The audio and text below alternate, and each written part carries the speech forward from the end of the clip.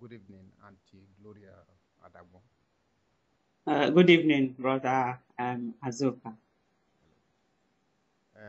Today we are going to put some questions to you. Okay. First of all, we will start by asking you about your person. Okay. So my name is Gloria Adagbon.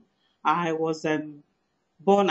I'm from Igbanke in Oromo local government area of Edo State. I was born and brought up at Igbanke, and I had both my primary and secondary education there.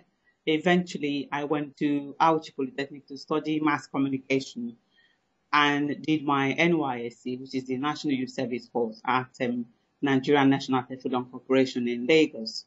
Thereafter, I traveled to the United Kingdom to study law, and I went to the prestigious College of Law, United Kingdom. And that is in a nutshell myself, and I'm married with 4 children. Okay, thank you very much. It's very nice.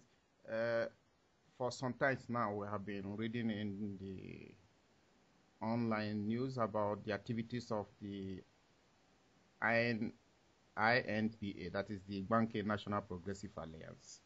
What is all this about? Igbanke National Progressive Alliance, INPA, is what I will call the apex social cultural organization of Igbanke people coming together within the people from Nigeria and in diaspora, coming together to discuss issues facing the Igbanke community with a view to gender growth and economic development. As we all know, Igbanke, where I come from, I know is a very deprived community. So IMPA is seeking ways how to channel growth and development in Igbanke. Igbanke, the forgotten minority. What do you speak about this? What have you to say about it? Igbanke, I actually, interestingly enough, on my blog, online blog, I wrote an article about Igbanke, the forgotten minority. I felt the need that as a people, as a community, we're in minority in Edo State. And there are also many other minorities within Nigeria, but I think ours is distinct and unique in that we were placed in a stronghold of other ethnic group that has that over time has claimed superiority and tried to subdue us for a long time. And when I speak about this, I'm actually talking about being in Edo State because we speak Ipa, we are very close to Agbo.